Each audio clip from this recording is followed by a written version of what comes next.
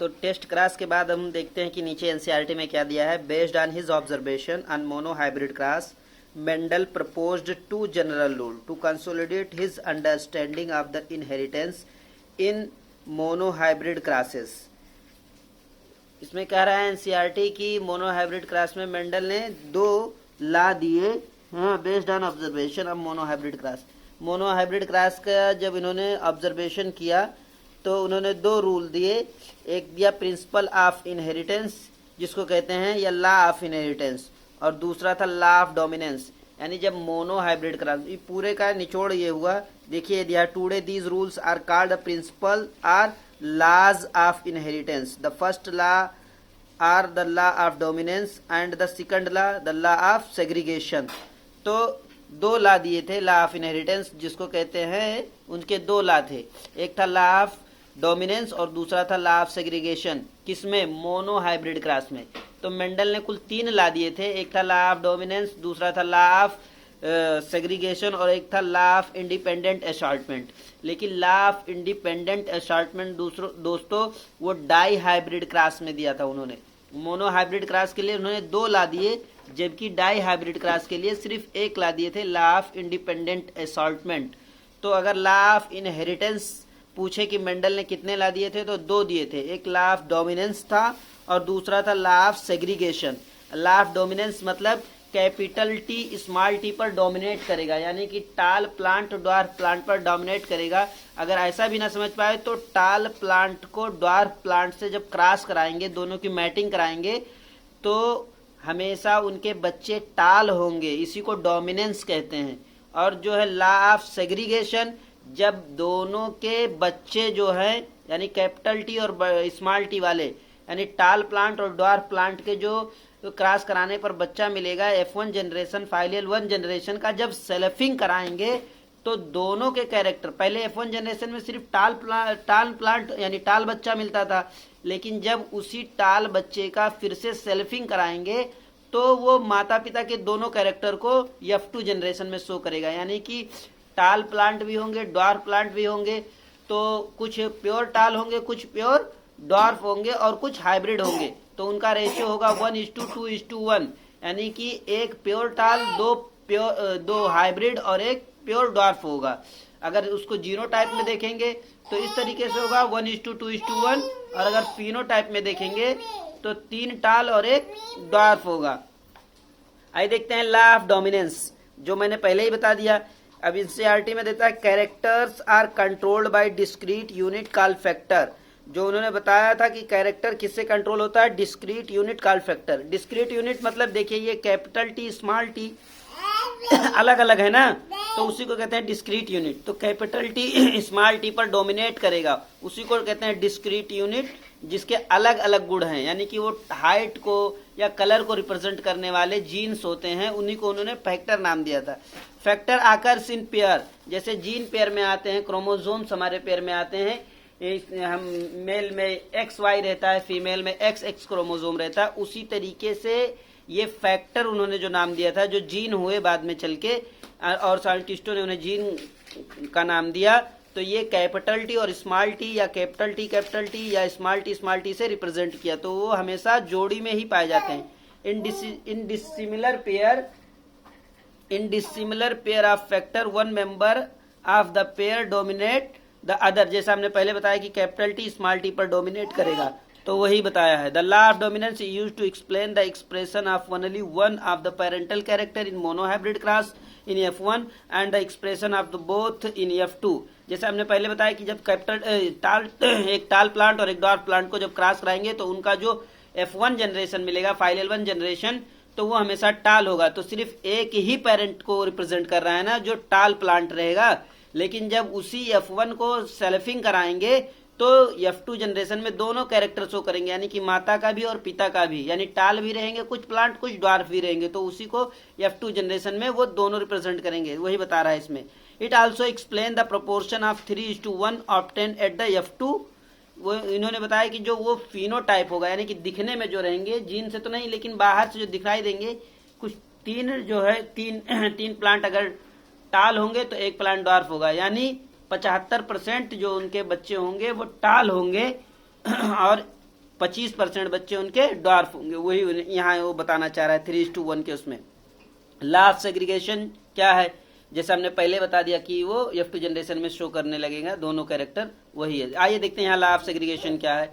Law of segregation, this law is based on the fact that the allele do not show any blending and that both the discrete are recovered as the F2 generation, though one of these is not seen at F1 stage। जो बता रहा है कि जब टाल और एक टाल और एक ड्वार्फ प्लांट को क्रॉस कराने पर एक टाल प्लांट मिला उनके F1 जनरेशन में, तो एक ही कैरेक्टर को रिप्रेजेंट कर रहा था, ना कि दोनों माता पिता के कैरेक्टर को। लेकिन वही चीज जब हम सेल्फिंग कराएंगे तो F2 जनरेशन में दोनों कैरेक्टर शो करने लगेंगे।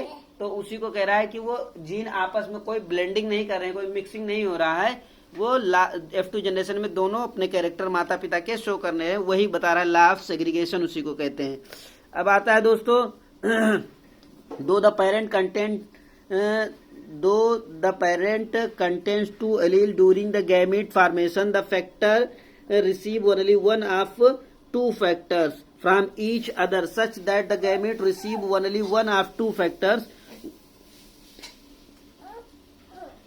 इसमें ये बताना चाह रहा है कि दोस्तों जब दो देखिए ये होमोजाइगट है, 2 टी है इसमें, देखिए कैपिटल टी और इसमें दिया हेटेरोजाइगस, ये होमोजाइगस, ये डोमिनेंट का है कैपिटल टी और ये रिसेसिव का स्मॉल टी है। तो इसमें से एक टी यानी एक एलील और इसमें से एक एलील, एक टी, दोनों आपस में मिलाकर कैपिटल टी स्मॉल टी बनाएंगे। तो उसी को कहा गया है इसमें कि जो है दोनों दोनों पेयर से एक एलील, इस एक पेयर से एक एलील स्मॉल टी ले लेंगे और इस एक पेयर से एक एलील स्मॉल टी ले लेंगे और दोनों मिलाकर F1 बनेगा, उसी को कहते हैं गैमीट बनाना। तो दोस्तों इस तरीके से हम गैमीट का फॉर्मेशन करवाते हैं मेंडल के अनुसार। अब आइए देखते हैं आगे क्या कह रहा है। Of course homozygous parent produce all gamete that are similar while a heterozygote produce 2 kinds of the gamete each having 1 allele with equal proportion. अब वो कहना चाह रहा है कि जब होमोजाइगट रहेगा तो सिर्फ एक ही एलील देगा। जैसे हमने पहले बताया कि ये देखिए दो कैपिटल टी है तो इसमें से एक एलील आएगा, और ये भी जो है होमोजाइगट से तो इसमें से भी एक एलील आएगा। लेकिन अगर ये देखिए बीच में जो हेटेरोजाइगट है तो ये 2 एलील देंगे दोनों, ये एक कैपिटल टी वाला देगा और एक स्मॉल टी वाला देगा।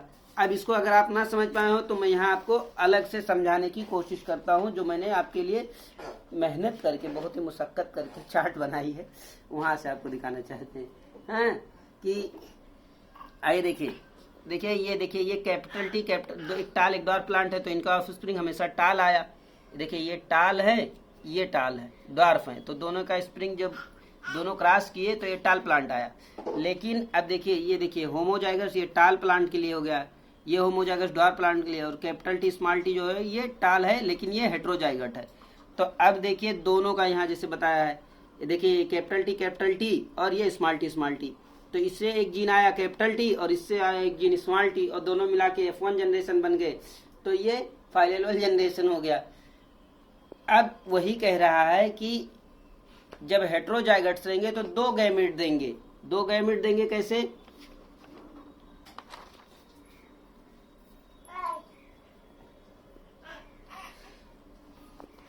हेटेरोजाइगट जो रहेंगे दोस्तों वो 2 गैमीट देंगे। इस तरीके से आप देख सकते हैं कि ये देखिए ये कैपिटल टी और स्मॉल टी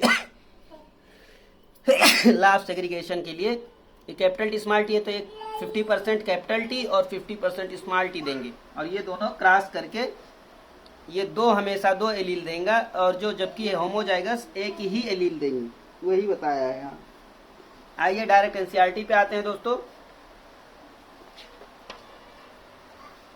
दिया है इनकम्प्लीट डोमिनेंट का मतलब है कि जब आप एक रेड फ्लावर को, एक मटर के रेड फ्लावर का एक व्हाइट फ्लावर से जब क्रॉस कराएंगे तो इनके बच्चे जो है हमेशा पिंक कलर के होंगे। जबकि जब मोनो हाइब्रिड क्रॉस में था तो दोस्तों हम एक टाल और एक ड्वार्फ प्लांट को जब आपस में क्रॉस कराते थे तो उनके जो ऑफ स्प्रिंग थे वो टाल मिलता था, यानी दोनों पेरेंट्स से, माँ या बाप में से किसी एक से बच्चा मिलता जुलता था, यानी हमेशा वो टाल कैरेक्टर शो करता था जब टाल और डॉर्फ प्लांट को क्रॉस कराते थे, यानी कि दोनों पेरेंट में से किसी एक पेरेंट से वो बच्चा मेल खाता था। लेकिन यहाँ डाई हाइब्रिड का इनकम्प्लीट डोमिनेंस में ये देखिए इसके पेरेंट्स एक रेड कलर का है और एक व्हाइट कलर का है, लेकिन दोनों में से जो है ये बच्चा किसी भी दोनों पेरेंट्स में से किसी भी से ये मेल नहीं खा रहा है। यानी कि ये देखिए रेड कलर है, व्हाइट कलर है, जब इनका क्रॉस कराए तो पिंक कलर का बच्चा मिला, तो इनकी ऑफस्प्रिंग जो है पिंक कलर की हुई, जो दोनों से नहीं मैच खा रही है, इसीलिए इसे इनकम्प्लीट डोमिनेंट कह रहे हैं। यानी कि दोनों के जीन आपस में मैच नहीं हुए हैं बच्चे में, जो इनकम्प्लीट डोमिनेंस शो कर रहा है। आइए देखते हैं एनसीईआरटी के लाइन बाय लाइन से। When experiment on P were repeated using other traits in other plant, it was found that sometime F1 had a phenotype that did not resembles either of the two parents and was in between the two. ये बता रहा है कि जब दो parents को cross कराएंगे red और व्हाइट वाले प्लांट को, तो इनके जो बच्चे रहेंगे इन दोनों के बीच में से रहेगा, ना वो लाल रहेगा ना सफ़ेद रहेगा, बल्कि पिंक कलर का रहेगा। वही बताना यहाँ चाह रहा है ये एनसीईआरटी में। हालांकि दोस्तों मैंने जो बताया ये पूरी लाइन वही बता रहा है, लेकिन अब आपको एक लाइन बाय लाइन पढ़ाने का मकसद ये है कि ताकि आपको ये ना लगे कि कहीं अलग से बताया गया है। तो resembles either of the two parents and was in between the two, the inheritance of flower colour in the dog flower Snapdragon और एंटीराइनम। इनकम्प्लीट डोमिनेंस जो शो करते हैं वो स्नैपड्रैगन फ्लावर या उनको क्या कहते हैं एंटीराइनम प्लांट जो होते हैं, यही इनकम्प्लीट डोमिनेंस शो करते हैं। Is a good example to understand incomplete dominance in the cross between true breeding are red flower RR and true breeding white flower small RR। देखिए दोस्तों, जब दोनों के जीन जो है होमोजाइगट रहेंगे तो उन्हें ट्रू ब्रीडिंग कहा जाता है, चाहे वो क्या कहते हैं प्योर ट्रू ब्रीडिंग या ट्रू लाइन इनको कहा जाता है। देखिए दोनों के RR कैपिटल लेटर में है और दोनों के RR स्मॉल लेटर में है, तो उन्हीं को ट्रू ब्रीडिंग या प्योर लाइन कहते हैं। इसमें यही कहा गया in cross between the true breeding red flower, red के लिए कैपिटल RR दिया गया है और व्हाइट के लिए स्मॉल RR दिया गया है, and true breeding white flower plants small RR। F1 जो उनका बच्चा होगा कैपिटल R स्मॉल R है। देखिए एक रेड का R ले लिए और एक व्हाइट का R ले लिए, दोनों मिलाकर कैपिटल R स्मॉल R हो गया। अब अगर मोनो हाइब्रिड रहता तो कैपिटल R स्मॉल R पर डोमिनेट करता, तो यानी रेड फ्लावर होना चाहिए था, लेकिन ना रेड ना होकर ये पिंक कलर का हुआ है। तो दोनों के बीच में ना ये रेड में है ना व्हाइट में है, पिंक कलर में आ गया वही बच्चा इसमें। Capital R small R was pink when F1 was self-pollinated. The F2 resultant in the flower ratio 1 capital RR, यानी एक पूरा लाल होगा रेड जो है, और 2 कैपिटल R स्मॉल R यानी pink flower, and 1 small R white flower. तो बोले कि जब इनको इनके पिंक फ्लावर को जो कैपिटल R स्मॉल R है ना, इसका सेल्फिंग कराएंगे। देखिए कैपिटल R स्मॉल R जब इसकी सेल्फिंग कराएंगे तो 25% प्योर रेड फ्लावर मिलेगा, और फिर जो है 50% जो हमें पिंक फ्लावर मिलेगा, और फिर 25% हमें व्हाइट फ्लावर मिलेगा। यानी कि 25% प्योर रेड फ्लावर, फिर 50% पिंक फ्लावर, और फिर 25% प्योर व्हाइट फ्लावर मिलेगा। तो इसी को कहते हैं इनकम्प्लीट डोमिनेंस। तो ये जीनोटाइप और फिनोटाइप दोनों एक जैसे होंगे। देखिए फिनोटाइप में भी 1:2:1 का रेशियो है और जीनोटाइप में भी 1:2:1 का रेशियो है। अच्छा, अब इसे हम चाहे तो इस तरीके से रिप्रेजेंट करें, या 1/4 प्योर रेड फ्लावर और 1/2 पिंक फ्लावर और 1/4 प्योर व्हाइट फ्लावर, इस तरीके से भी कह सकते हैं। या इस तरीके से कहते हैं 25% रेड फ्लावर और 50% पिंक फ्लावर और 25% जो है व्हाइट फ्लावर। तो आप जिस तरीके से चाहें, आपको अच्छा लगे उस तरीके से आप कह सकते हैं। Explain of the concept of the dominance was exactly dominance. Explain of the concept of dominance. What exactly is the dominance? Why are some allele dominant and some recessive? वो क्वेश्चन पूछ रहा है एनसीईआरटी में कि what is the exactly dominance, dominance क्या है असल पूछो तो, और why are some alleles dominate and some recessive, पूछ रहा है कि क्यों कुछ एलील डोमिनेंट होते हैं और कुछ रिसेसिव होते हैं। To tackle these questions we must understand what a gene does. अगर बोल रहा है कि इन सारी जो है प्रश्नों को आपको समझना है या इनसे निपटना है, तो आपको जीन के बारे में समझना जरूरी होगा। Every gene is you know by now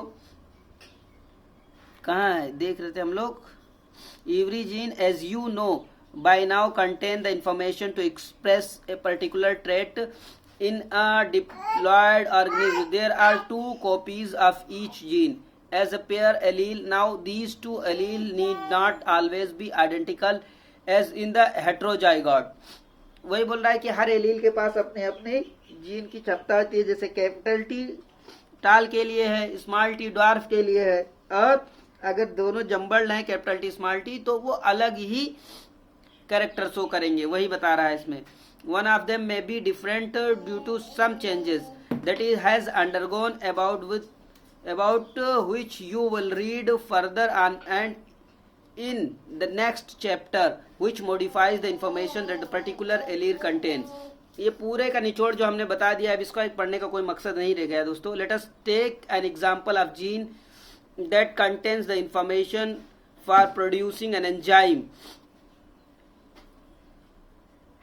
बोला है कि एक जीन लेंगे जो एक एंजाइम प्रोड्यूस करेगा। Now there are two copies of the gene, जिसमें जीन के दो कॉपी होंगे। वही जैसे एक जीन में दो कैपिटल टी स्मॉल टी हो गया, उसी को एलील कहते हैं, तो उसी को दो कॉपी बताया है। यानी एक जीन एक एंजाइम प्रोड्यूस करता है और एक एंजाइम एक कैरेक्टर प्रोड्यूस करता है। जैसे एक जीन में दो एलील होंगे कैपिटल टी स्मॉल टी, अब एक टी जो है कैपिटल टी जो है टाल को और स्मॉल टी ड्वार्फ को रिप्रेजेंट कर रहा है, तो सिंगल जीन सिंगल एंजाइम और वन कैरेक्टर शो करते हैं। इसी को यहाँ बताया गया है। Now there are two copies of the gene two allelic form. Let us assume is more common that the normal allele produce the normal enzyme that is needed for the transformation of substrate. Yes, theoretical modification allele could be responsible for the production. The normal less efficiency enzyme, the normal or less efficiency enzyme as a normal function enzyme, no enzyme at all. वही दिया गया है। जो incomplete dominance होता है वो normal function enzyme की वजह से होता है, यानी एंजाइम बहुत कम निकलेंगे या नो एंजाइम यानी कोई एंजाइम नहीं निकलेगा। तो वही बताया गया है ये इनकम्प्लीट डोमिनेंस क्यों होता है, यानी क्यों माता पिता से बच्चे एकदम अलग दिखाई देते हैं। या तो नॉर्मल उनके एंजाइम होंगे या एंजाइम की इफिशियंसी कम हो जाएगी, या दूसरा नंबर देखेंगे कि या उनके एंजाइम जो होते हैं फंक्शनल ही नहीं होंगे, और तीसरा होगा नो एंजाइम यानी एंजाइम ही नहीं प्रोड्यूस होगा उनके एलील से। तो इसीलिए बच्चा माता पिता से रिजेंबल नहीं करता है। उम्मीद करता हूँ दोस्तों आपको चीजें समझ में आई होंगी। यदि हमारे पढ़ाने का तरीका आपको समझ में आ रहा हो तो आप अपना फीडबैक दें, और दोस्तों हमारे चैनल को लाइक करें, शेयर करें, सब्सक्राइब करें, ताकि ऐसी चीजें आपके और दोस्तों तक का फायदा पहुंचे। In the first case the modified allele is equivalent to the unmodified allele. In first case modified allele is equivalent to unmodified allele. दे रहा है कि पहले केस में जो मॉडिफाइड एलील था वो अनमॉडिफाइड एलील के बराबर है, that is it will produce the same phenotype trait that is result in the transformation of the substrate. Yes, such equivalent allele pair are the very common, but if the allele produces a non-functional enzyme or no enzyme, the phenotype may be affected. The phenotype trait will only be dependent on the functioning of the unmodified allele.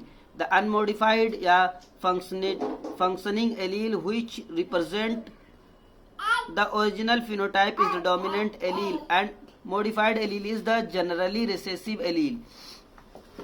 Hence, in the example above, recessive trait is seen due non-functional enzyme or because of no enzyme is produced. वो सारी चीजें बताने का मकसद ये है कि जब हम क्या कहते हैं इनकम्प्लीट डोमिनेंस को देखते हैं, कैपिटल आर और स्मॉल आर का क्रॉस कराते हैं, तो जो उनका बच्चा कैपिटल आर स्मॉल आर यानी कि पिंक कलर का बनाते हैं। जब रेड और व्हाइट फ्लावर को क्रॉस कराते हैं प्लांट को, रेड फ्लावर और व्हाइट फ्लावर वाले पी प्लांट को, तो उनका जो बच्चा होता है पिंक कलर का फ्लावर शो करता है। तो उसमें जो कैपिटल आर है स्मॉल आर पर डोमिनेट नहीं कर रहा है। तो ये किस लिए नहीं कर रहा है? क्योंकि उसके एंजाइम की इफिशियंसी या तो बहुत कम है, या तो है ही नहीं है, और या तो नॉन फंक्शनल है वो।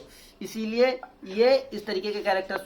देखिए दोस्तों, आपके लिए मैं एक नोट तैयार करके रखा हूँ जो आपके लिए फायदेमंद होगा। जब हम पिंक और व्हाइट फ्लावर को क्रॉस कराएंगे तो उनके जो रेशियो मिलते हैं, जैसे हमने बताया 20% जो है प्योर रेड कलर का फ्लावर होगा और 50% पिंक फ्लावर होगा और 25% प्योर व्हाइट फ्लावर होगा, जिसका रेशियो था 1:2:1। जीनोटाइप और फिनोटाइप 1:2:1 था, जो एनसीईआरटी में भी दिया। इसमें कोई नई बात नहीं है, लेकिन ये आपके समझने के लिए, जब F2 जनरेशन में फिनोटाइपिक रेशियो 3:1 आता है तब आप लॉ ऑफ डोमिनेंस एप्लीकेबल कर सकते हैं। लॉ ऑफ डोमिनेंस कब रहेगा? जब 3:1 का अगर रेशियो आएगा किसमें? F2 जनरेशन में। लेकिन लॉ ऑफ जो है इनकम्प्लीट डोमिनेंस कब आएगा? जब जीनोटाइप और फिनोटाइप 1:2:1 का रेशियो रहेगा। अब आइए देखिए, F2 जनरेशन में फिनोटाइपिक रेशियो 3:1 नहीं आता है, तब लॉ ऑफ डोमिनेंस एप्लीकेबल नहीं होगा, यानी एक्सेप्शन होता है।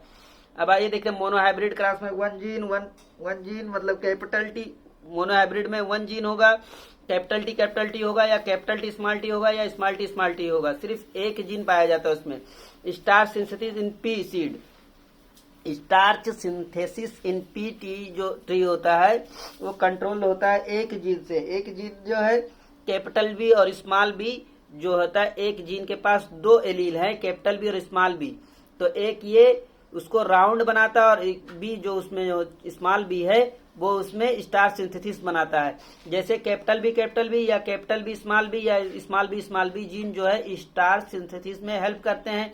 इनकम्प्लीट डोमिनेंट इसे कहते हैं। जैसे इस इनकम्प्लीट डोमिनेंस में रेड और व्हाइट फ्लावर को हमने क्रॉस करा के पिंक फ्लावर उसका बच्चा मिला, ऑफ स्प्रिंग मिला, उसी तरीके से स्टार्च सिंथेसिस के लिए कैपिटल बी स्मॉल बी या कैपिटल बी या स्मॉल बी यानी बी जीन जो है वो रिस्पॉन्सिबल है स्टार्च सिंथेसिस के लिए पी प्लांट में। तो देखिए, ये कैपिटल बी ये स्टार्च के लिए जो है राउंड सीड के लिए है, कैपिटल बी और स्मॉल बी रिंकल्ड सीड के लिए है। जब दोनों का क्रॉस कराएंगे तो कैपिटल बी से एक जीन यहाँ आया और ये स्मॉल बी से एक जीन यहाँ आया और ये दोनों जीन आपस में क्रॉस करके कैपिटल बी बनाएंगे। तो राउंड और स्मॉल ये कैपिटल बी जो है राउंड सीड को रिप्रेजेंट करेगा। इस पे डोमिनेट स्मॉल बी ये जो है रिंकल्ड के लिए होना चाहिए, लेकिन ये इस पे डोमिनेट नहीं कर रहा है कैपिटल बी स्मॉल बी पर, तो ये राउंड सीड तो हो जाएगा लेकिन इसमें स्टार्च की सिंथेसिस जो है उतनी पर्याप्त मात्रा में नहीं हो पाएगी। राउंड सीड होगा, इंटरमीडिएट इसको कहते हैं, इंटरमीडिएट स्टार्च ग्रेन इसमें रहेगा, यानी कि स्टार्च की सिंथेसिस पर्याप्त मात्रा में नहीं होगी, हालांकि सीड राउंड होगा।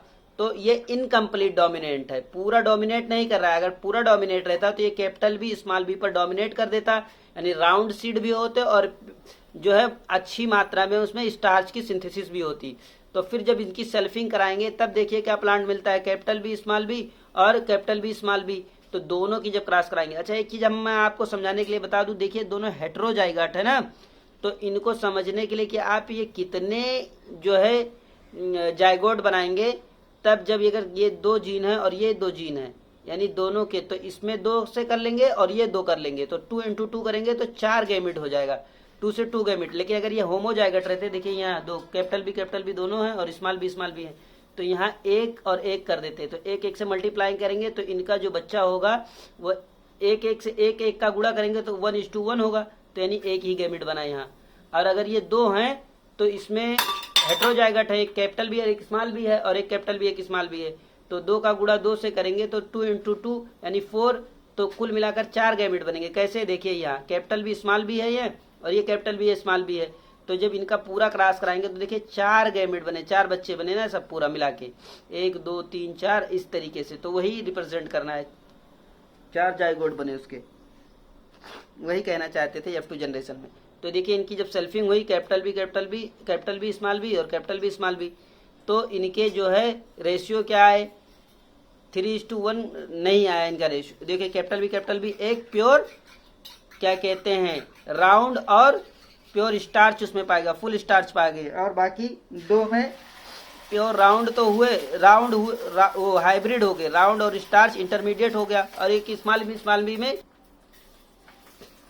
तो इसमें देखिए रेशियो फिनोटाइपिंग में होता है 3 राउंड 1 रिंकल्ड, 3:1 का रेशियो हो गया, तो ये लॉ ऑफ डोमिनेंस का करेक्टर शो कर रहा है। बल्कि से इनकम्प्लीट डोमिनेंस है, लेकिन लॉ ऑफ इनहेरिटेंस जो होता है, लॉ ऑफ डोमिनेंस 3:1 का अगर रेशियो है तो ला ऑफ डोमिनेंस शो करेगा। और फिनोटाइपिक जीनोटाइपिक है 1:2:1, जो जिसमें एक लार्ज है सीड है, large star grain and round seed है, और दूसरा 2 जो है intermediate starch grain and round seed होगा। और एक लास्टवा वाला जो अंतिम रहेगा small starch grain and wrinkled seed होगा।